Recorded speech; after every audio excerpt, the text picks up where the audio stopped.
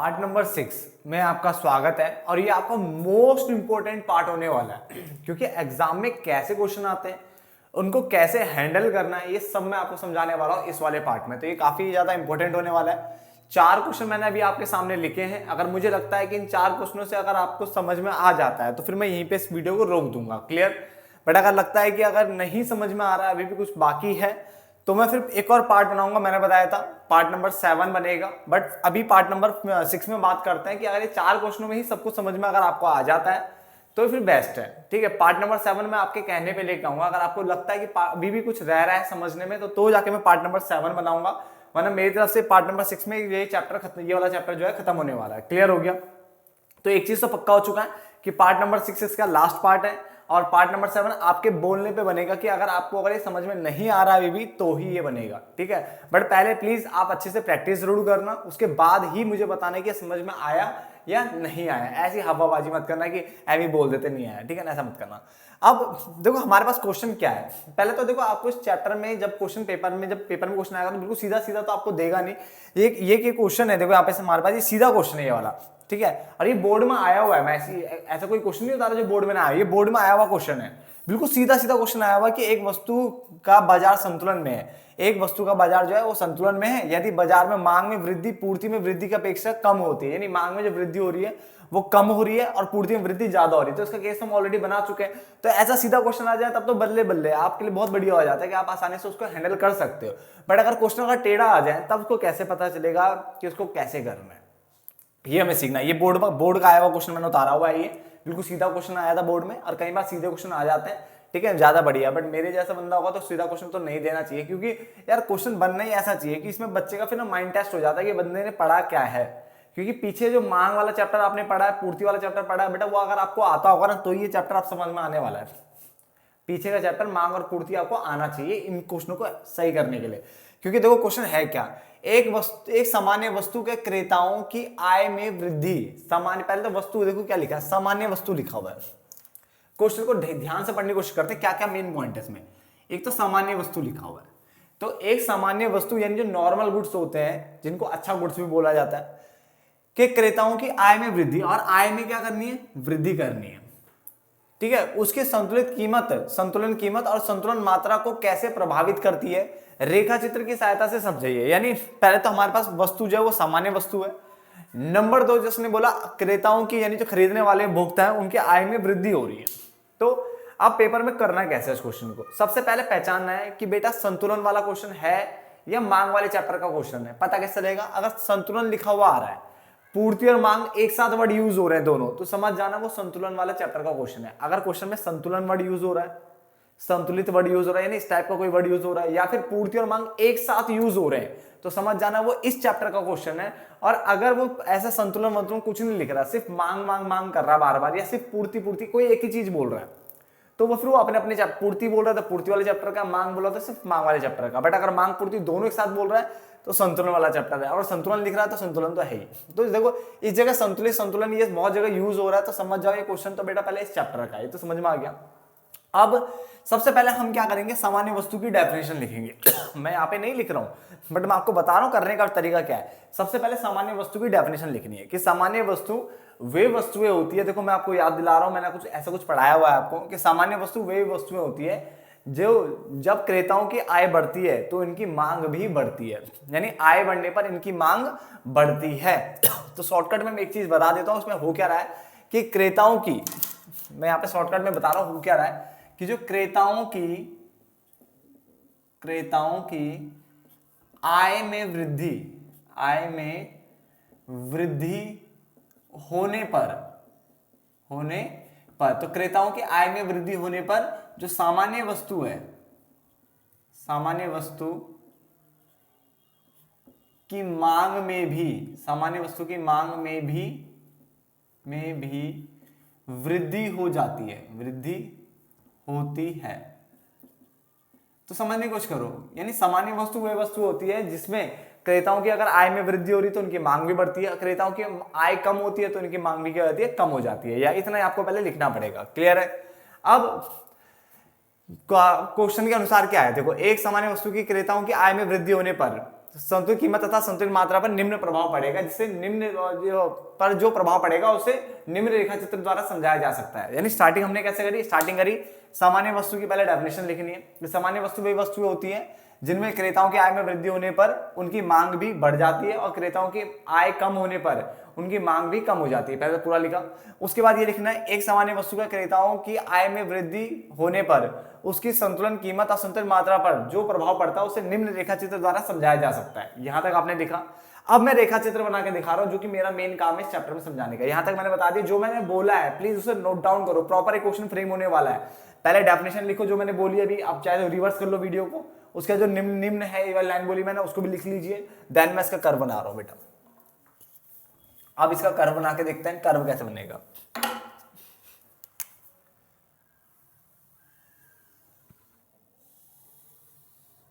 यहां पे x आ जाएगा, यहां 0 आ जाएगा, यहां y आ जाएगा, यहां कीमत यानी p आ जाएगा, यहां मात्रा यानी q आ जाएगा। क्लियर हो गया। अब सबसे पहले तो देखो पूर्णतया लोजर पूर्णतया बेलोजर वाली बातें तो हो ही नहीं रही है, तो सीधा क्रॉस लगा देंगे हम यहां पे।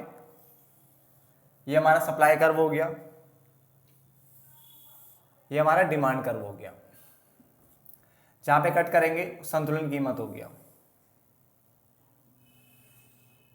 ये सॉरी संतुलन बिंदु हो गया, संतुलन बिंदु हो गया, ये संतुलन कीमत हो गई, ये संतुलन मात्रा हो गई, संतुलन मात्रा हो गई।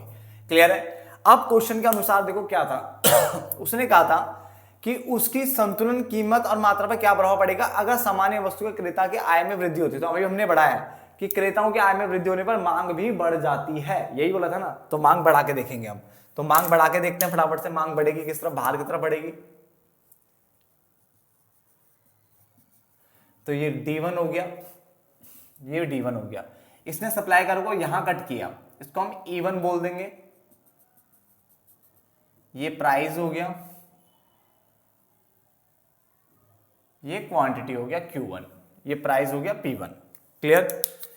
इसमें अगर ध्यान से देखें तो हमारा जो है प्राइस बढ़ रहा है और क्वांटिटी बढ़ रही है। तो प्राइस जो है वो इंक्रीज हो रहा है और क्वांटिटी जो है वो भी इंक्रीज हो रहा है। अगर आप लॉ ऑफ डिमांड को देखो, मैंने क्या कहा था, लॉ ऑफ डिमांड यानी मांग का नियम कहता था कि कीमत बढ़ने पर मात्रा कम होती है और कीमत के घटने पर मात्रा बढ़ती है, यानी मांग बढ़ती है। तो कीमत बढ़ने पर मांग कम होती है और कीमत कम होने पर मांग क्या होती है, ज्यादा होती है। यही बोला था, यानी कीमत बढ़ेगी तो मांग कम होगी और कीमत कम होगी तो मांग ज्यादा होगी। तो वो मैंने कहा था इस चैप्टर में अप्लाई नहीं होता। जहां पे ऋणात्मक संबंध था वहां धनात्मक हो जाता है, जहां धनात्मक था पूर्ति वाले में वहां ऋणात्मक हो जाता है। देखो मांग वाले में क्या दिख रहा है, यहाँ धनात्मक संबंध दिख रहा है, ठीक है ना। कीमत भी बढ़ रही है और मांग भी बढ़ रही है। देखो मांग बढ़ रही थी ना, मैंने बताया था कि मांग बढ़ेगी तो कीमत बढ़ी, मांग भी बढ़ गई, तो धनात्मक संबंध बन रहा है। इसका मतलब ये डायग्राम बिल्कुल सही बना मेरा। चेक हो गया ना, कैसे चेक हुआ कि ये मांग बढ़ाई मैंने, मांग बढ़ने से कीमत भी बढ़ गई, तो कौन सा धनात्मक संबंध हो गया। जबकि होना क्या चाहिए था, मांग वाले नियम के हिसाब से ऋणात्मक होना चाहिए था और इस वाले चैप्टर के हिसाब से धनात्मक होना चाहिए। तो बिल्कुल धनात्मक जा तो रहा है, अपोजिट जाता है ना चैप्टर में, समझाया था पार्ट नंबर 3 में। ठीक है, जिसने पार्ट नंबर 3 नहीं देखा प्लीज पहले वो देख के आइए, वरना समझ नहीं आ गई। ठीक है ना, तो समझ इतना बन गया। अब मैं देखो इसको समझाने की कोशिश करता हूं, उसको बनाना लिखना कैसे है। ठीक है, तो देखो प्लीज, देखो मैं तो उसको मिटाने वाला हूं कि मेरे पे जगह नहीं है यहाँ पे, तो मैं इसको पहले मिटाऊंगा, देन यहाँ पे मैं लिखूंगा कैसे कैसे मैंने बनाया है। ठीक है, प्लीज आप इसे नोट डाउन कर लीजिए। ठीक है, और मैं इसको लिख के बताता हूं कि लिखना कैसे है आपको। अब ध्यान से आगे देखो, आपके सामने डायग्राम आपकी कॉपी में है। ठीक है, मेरे पास जगह नहीं थी इसलिए मैं डायग्राम मिटा दिया है। अब देखो मैंने कैसे एक्सप्लेन किया, मैंने कोई बुक की लैंग्वेज नहीं उठाई है, मैंने सिर्फ अपने अकॉर्डिंग लिखा है जो मुझे सही लगता है। ठीक है, तो आप भी अपने अकॉर्डिंग लिख सकते हो। ध्यान से देखना कैसे लिखा है, वही चीज आपको आगे भी अप्लाई करनी होती है। ठीक है ना, मतलब अपने अकॉर्डिंग जो डायग्राम में तुम करोगे ना हरकतें, वही चीज आपको लिखनी होती है। तो देखो क्या लिखा हुआ है, उपरोक्त चित्र में एक्स अक्ष पर मात्रा को दिखाया गया है, दर्शाया गया है, जबकि वाई अक्ष पर कीमत को दर्शाया गया है। यहां तक कोई दिक्कत नहीं। इस चित्र में डी अर्थात मांग वक्र तथा एसएस मतलब अर्थात पूर्ति वक्र है, ये भी कोई दिक्कत नहीं है ना, आसान से पढ़ने ना यहां तक।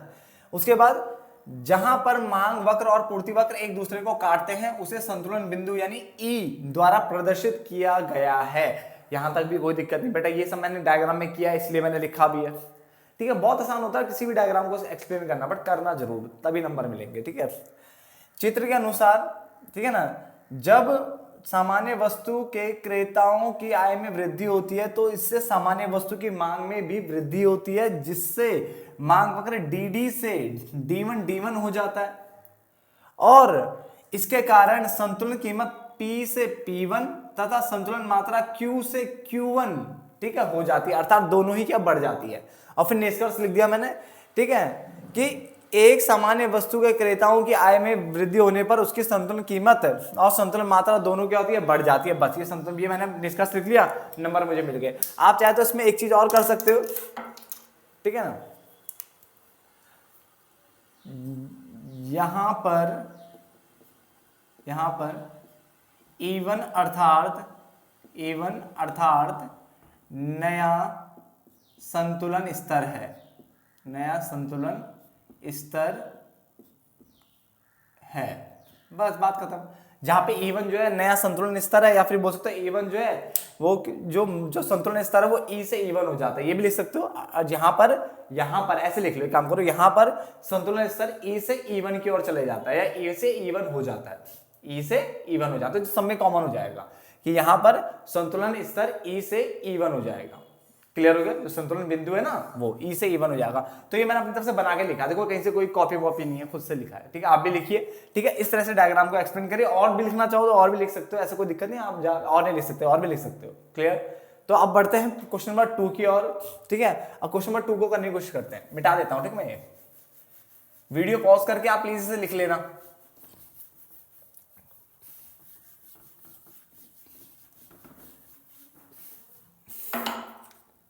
ये आ गया आपका सॉल्यूशन नंबर 2।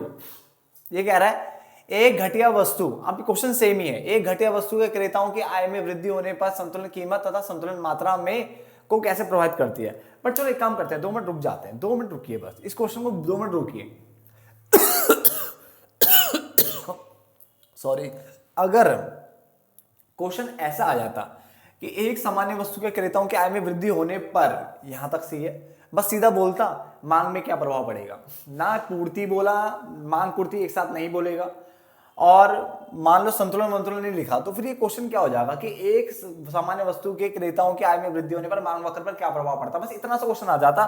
तो ये कैसे बनता, ध्यान से समझना, तो ये ऐसे बनता बेटा, कुछ इस तरह का, ठीक है। सबसे पहले डिमांड कर्व बनाते हैं, ये डी हो जाता, यहाँ पे प्राइस आता, ये क्यू हो जाता, बस इतना हो गया। अब सामान्य वस्तु के क्रेताओं की आय में वृद्धि होने पर मांग तो बढ़ रही है, ये तो भाई कॉन्सेप्ट तो सेम ही रहेगा, तो मांग बढ़ा के दिखा दो बस। यानी इस वाले केस में ना, इस वाले केस में सप्लाई नहीं आएगा ना क्रॉस लगेगा, क्योंकि संतुलन वाले चैप्टर का क्वेश्चन बनेगा ही नहीं फिर। तो अगर क्वेश्चन ऐसा आता है कि एक सामान्य वस्तु के क्रेताओं की आय में वृद्धि होने पर मांग में क्या प्रभाव पड़ेगा, अगर मांग पूर्ति एक साथ बोलेगा तो इस चैप्टर का क्वेश्चन बनेगा, या तो संतुलन वर्ड लिखेगा तो इस चैप्टर का क्वेश्चन बनेगा क्रॉस लगाने वाला, वरना तो उसका चैप्टर का क्वेश्चन है ही नहीं है, तो मांग वाले चैप्टर का क्वेश्चन बन जाएगा। अगर ऐसा आया कि एक सामान्य वस्तु के क्रेताओं की आय में वृद्धि होने पर मांग पे क्या प्रभाव पड़ेगा, तो सिंपल सा मांग बढ़ जाएगी, क्यू से Q1 हो जाएगी, बस ये समझा दो, इसमें कोई सप्लाई नहीं आएगा। बात समझ आ गया ना? चलो, तो समझ जाना इस चैप्टर की पहचान संतुलन है और मांग पूर्ति का एक साथ आना है बेटा। आगे घटिया वस्तु की, अब घटिया वस्तु होती क्या, पहले आप डेफिनेशन लिखोगे, क्या लिखोगे घटिया डेफिनेशन, कि घटिया वस्तुएं वे वस्तुएं होती है जिसमें उपभोक्ता यानी क्रेताओं की आय में वृद्धि होने पर इनकी मांग कम हो जाती है, कि जब आपकी इनकम बढ़ेगी तो घटिया वस्तु कोई क्यों खाएगा, और इनकम कम होने पर यानी आय, उपभोक्ता की आय कम होने पर, क्रेता की आय कम होने पर इनकी मांग क्या होती है, बढ़ जाती है, क्योंकि जब आय नहीं है तो फिर ये घटिया खानी पड़ेगी। घटिया मतलब सस्ती, बहुत ज्यादा सस्ती होती है, ठीक है ना। अब यहाँ पे करना क्या है, यहाँ पे हुआ है कि क्रेताओं की आय में वृद्धि हो रही है, तो क्रेताओं की आय में वृद्धि होने पर अगर मेरे को खूब सारा पैसा आ रहा है तो क्या मैं घटिया चीज खरीदूंगा, नहीं, तो मांग कम हो जाएगी, तो मांग कम करके दिखाना है इस वाले कॉन्सेप्ट में। तो पहले डेफिनेशन लिखना है और फिर यही चीजें लिख करके लिखना है कि घटिया वस्तु के क्रेताओं की आय में वृद्धि होने पर उसकी संतुलन कीमत और संतुलन मात्रा पर जो प्रभाव पड़ता है उसको निम्न चित्र द्वारा दर्शाया गया है। यहां तक सेम लिखिए, कॉपी में बेटा लिखना है तुम्हें, ठीक है ना। मैं इसका डायग्राम बना के दिखा रहा हूं, x 0 y कीमत यानी p, मात्रा यानी q, ठीक है। अब संतुलन वाला चैप्टर का क्वेश्चन है तो इसलिए हम संतुलन लगा रहे हैं, तो क्रॉस लगाना पड़ेगा भाई, ठीक है। ये SS हो जाएगा, ये DD हो जाएगा, और ये P हो जाएगा, और ये आपका Q हो जाएगा, ये आपका E हो जाएगा। क्लियर? यहां तो कोई दिक्कत नहीं। अब घटिया वस्तु की क्रेताओं के आय में वृद्धि हो रही है, भाई आय बढ़ेगी तो घटिया वस्तु को खरीदेगा नहीं, तो डिमांड कम हो जाएगी, तो कम करके दिखा दो बस। तो डिमांड कम करके दिखाएंगे तो पीछे क्या हो रहेगा, D1 D1, इससे सप्लाई को यहां कट किया, ये हो जाएगा E1, ये ऐसे, और ये हमारा P1 और ये हो जाएगा Q1।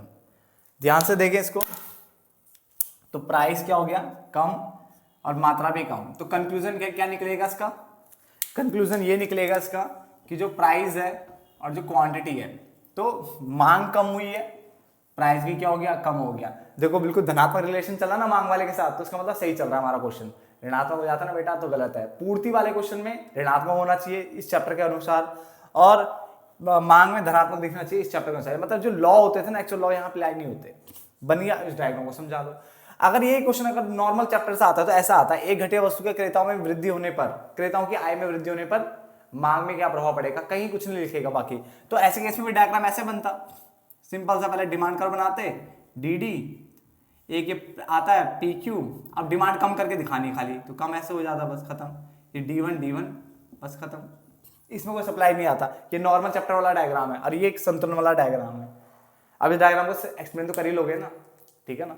चलो क्वेश्चन नंबर 3 पे आते हैं, मिटा दे रहा हूं मैं, ठीक है। क्वेश्चन नंबर 3 को समझने की कोशिश करते हैं क्या है।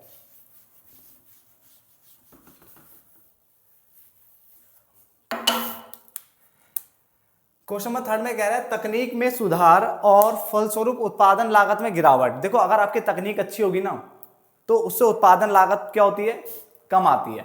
बात को समझना, इस कॉन्सेप्ट को देखो जरा। तकनीक में सुधार, तकनीक में सुधार, अगर तकनीक अच्छी होगी तो इससे जो लागत आएगी, उत्पादन लागत आएगी, कौन सी लागत, उत्पादन लागत आएगी, वो क्या आएगी, कम आएगी।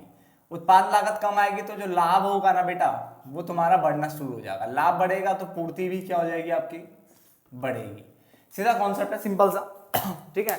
तो पहले डेफिनेशन लिखोगे, क्या लिखोगे कि जब किसी वस्तु, जब बाजार में जो भी है तकनीक में सुधार होता है, यानी जब तकनीक में सुधार देखने को मिलता है, तो इससे उत्पादन की जो लागत होती है वो कम हो जाती है, जिससे जो उत्पादक है उसका लाभ बढ़ जाता है।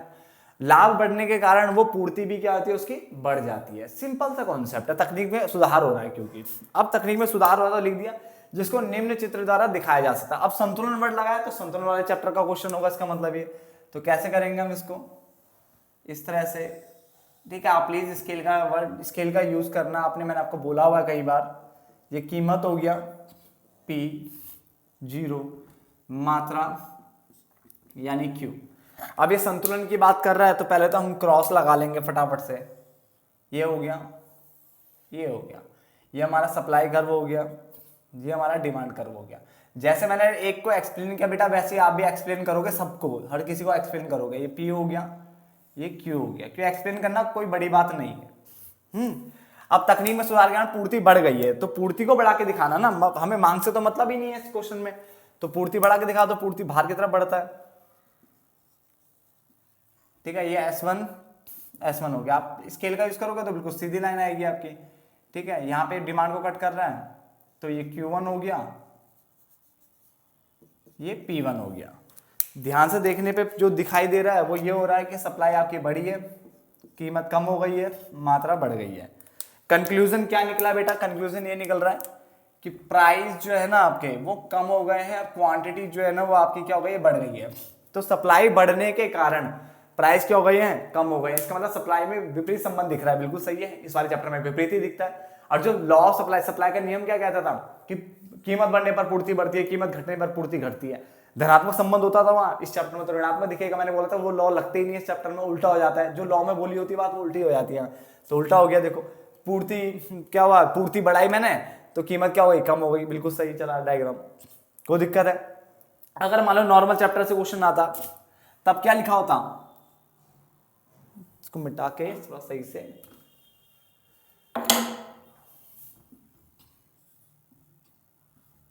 अगर नॉर्मल क्वेश्चन चैप्टर आता तो नॉर्मल चैप्टर से क्वेश्चन आता तो क्या होता, तकनीक में सुधार और फलस्वरूप उत्पादन लागत में गिरावट से पूर्ति पर क्या प्रभाव पड़ेगा, फर्म की पूर्ति पर क्या प्रभाव पड़ेगा, सिर्फ इतना बोलता, संतुलन बोलेगा ही नहीं। तो भाई पूर्ति के लिए पूछा ना तो पहले पूर्ति कर्व बना लेंगे ऐसे ही, जैसा SS कर्व हो गया। डिमांड आएगा ही नहीं क्योंकि सिर्फ पूर्ति वाला पूछेगा तो, ठीक है ना। ये गया, ये P और ये Q आ गया। अब क्या बोला उसने, तकनीक में सुधार होने पर और फलस्वरूप उत्पादन लागत में गिरावट होने पर पूर्ति पर क्या प्रभाव पड़ेगा, सिर्फ पूर्ति का बताओ, तो वो पूर्ति वाले चैप्टर में चले जाएगा क्वेश्चन। तो पूर्ति क्या हो रही थी, पूर्ति बढ़ रही है ना, तो पूर्ति बढ़ा के दिखा दो बाहर की तरफ, S1 S1, और ये यहाँ पे इस तरह से मिल जाएगा Q1। यहाँ पे डिमांड नहीं आएगा, इतना फर्क पड़ता है कि बाजार में तो भाई मांग पूर्ति दोनों आएंगे ना, इसलिए दोनों की बात करते हैं यहाँ पे सिर्फ पूर्ति क्योंकि सिर्फ पूर्ति आएगा क्वेश्चन, तो पूर्ति की बात करेंगे।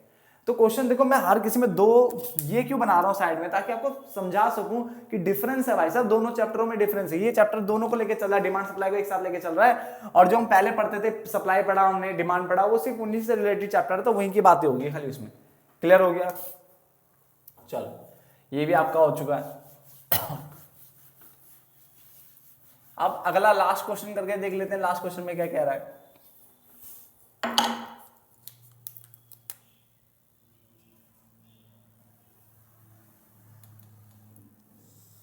ये तो आप मुझसे पहले बना सकते हो, फटाफट से बना लीजिए आप।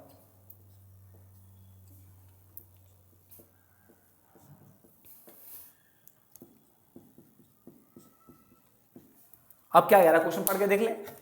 एक वस्तु का बाजार संतुलन में, यानी इस बार दोबारा संतुलन वाला क्वेश्चन आ गया, बाजार वाला क्वेश्चन है, संतुलन का क्वेश्चन आ चुका है। यदि बाजार में मांग में वृद्धि, यानी जो डिमांड में जो वृद्धि हो रही है, मांग में वृद्धि जो हो रही है, वो बाजार पूर्ति में वृद्धि की अपेक्षा क्या है, कम है। यानी मांग में जो वृद्धि हो रही है वो बाजार पूर्ति में वृद्धि की अपेक्षा थोड़ा कम है, तो संतुलित कीमत और मात्रा पर क्या प्रभाव पड़ेगा। तो वही चीज करेंगे, सबसे पहले क्रॉस लगा लेंगे।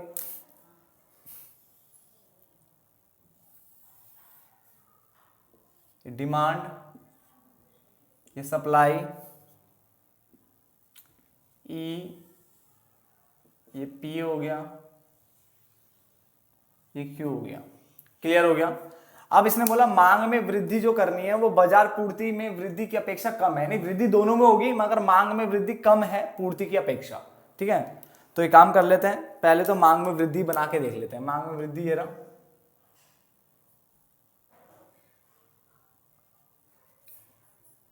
D1 पूर्ति में वृद्धि ज्यादा करनी पड़ेगी,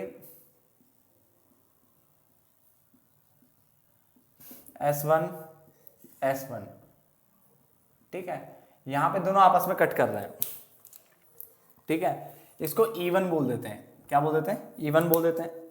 यहाँ पे जो देखने को मिल रहा है, देखो मैंने मांग भी बढ़ाई है, मैंने पूर्ति भी बढ़ाई है, मगर मांग में वृद्धि पूर्ति बाजार पूर्ति में वृद्धि की अपेक्षा कम है। यानी मांग में कम वृद्धि हो रही है, पूर्ति में ज्यादा वृद्धि हो रही है। ठीक है ना, तो अब इसको मिला लेते हैं, क्या कहाँ मिल रहे हैं। ये Q1 हो गया और ये आपका P1 हो गया। तो यहाँ पे देखने को ये मिल रहा है मेरे को कि ये कम हो गया और ये बढ़ गया है। तो प्राइस जो है और क्वांटिटी जो है, प्राइस जो है वो आपका कम हो रहा है और क्वांटिटी जो है ना बेटा वो आपकी क्या हो रही है, बढ़ रही है। Q से Q1 हो गया। क्लियर, तो ये था इसका आंसर, और इसको फिर आप समझा सकते हो वही x x पर y x पर समथिंग दिस दैट, है ना, लिख सकते हो ना।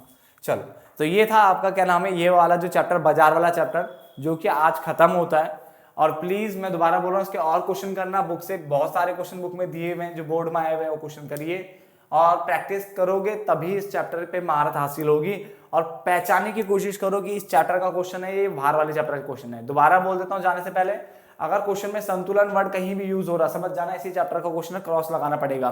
ठीक है ना, बट अगर इस संतुलन वाला चैप्टर या तो इससे पहचान होती है इसकी, या तो फिर मांग और पूर्ति एक साथ लिखे होंगे, तो समझ जाना इस चैप्टर का क्वेश्चन है। बट अगर सिर्फ और सिर्फ मांग की बात कर रहा है, सिर्फ और सिर्फ पूर्ति की बात कर रहा है, कहीं पे भी संतुलन पंतुलन कोई वर्ड नहीं है, तो समझ जाना वो अपने अपने चैप्टर से कहीं से आए होंगे।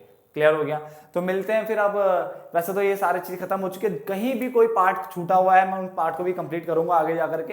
तो मेरी तरफ से जो व्यष्टि अर्थशास्त्र लगभग सारी खत्म हो चुकी है। जो स्टार्टिंग के कुछ चैप्टरों के कुछ पार्ट्स रह गए मैं उनको खत्म कर दूंगा आने वाले टाइम में। ठीक है ना, तो धन्यवाद दोस्तों, मिलते हैं फिर किसी और वीडियो में। Bye bye.